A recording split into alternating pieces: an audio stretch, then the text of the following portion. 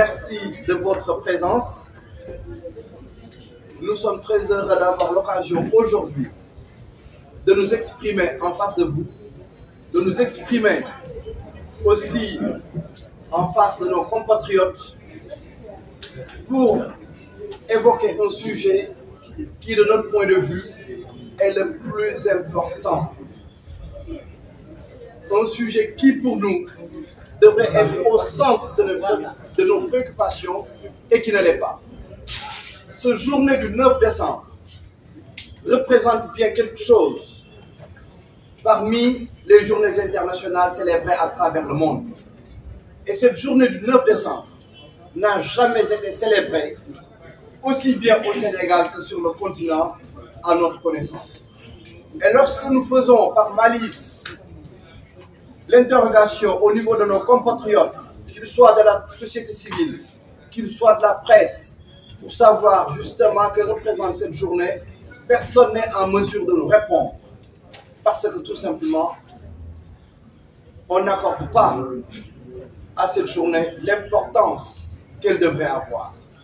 Cette journée du 9 décembre est la journée internationale de lutte contre la corruption.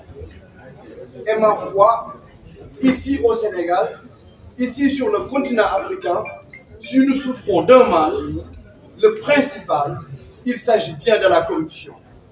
La corruption, finalement, est la racine de tous nos maux. On nous parle de déficit d'enseignants, on nous parle de déficit de médecins, on nous parle de déficit d'infrastructures et de bien d'autres déficits. Mais tout ceci n'est que la conséquence du mal et du mal ultime, à savoir la corruption. Et quand nous parlons de corruption, nous ne nous limitons pas simplement à la corruption administrative et financière. Nous ne parlons pas simplement de cette corruption qui vise les acteurs politiques. Nous parlons de la corruption dans sa globalité. Et cette corruption, au-delà de l'administrative et de la financière, elle est intellectuelle, elle est religieuse, elle est morale. Et il s'agit d'une corruption qui prend racine au cœur même de nos familles et depuis notre tendre enfance. Parce que de prendre un enfant qui, comme la psychologie l'a bien expliqué, tout ce qui rentre dans son esprit de 0 à 3 ans n'en sortira pas. Et on prend cet enfant-là, on lui met dans l'esprit qu'il doit prendre en charge ses parents. Mais voilà une société qui est malade.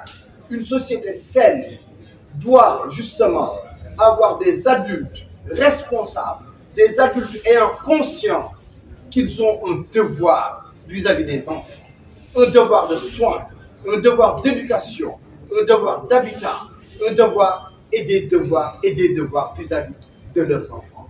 Mais de mettre, si je puis dire, le système à l'envers, de structurer un enfant tel qu'il devrait demain subvenir aux besoins de ses parents, eh bien, voilà une société qui est malade, voilà une société qui marche à reculons. C'est plutôt ceux qui ont la conscience et ceux qui ont l'énergie pour pouvoir produire d'un point de vue économique, c'est à eux de pousser la jeunesse. Ce n'est pas à l'enfant, ce n'est pas aux jeunes de se retourner pour pousser justement des adultes.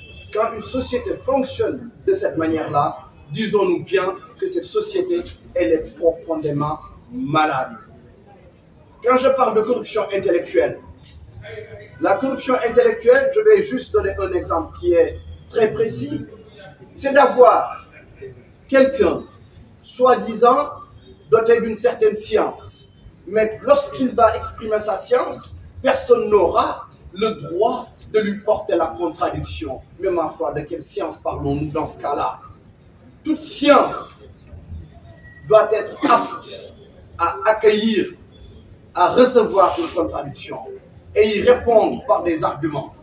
Mais lorsqu'on a des chiens de garde qui, lorsqu'on nous contredit, sont capables d'aller agresser le contradicteur, d'aller brûler ses biens, eh bien, là, on est dans la corruption intellectuelle.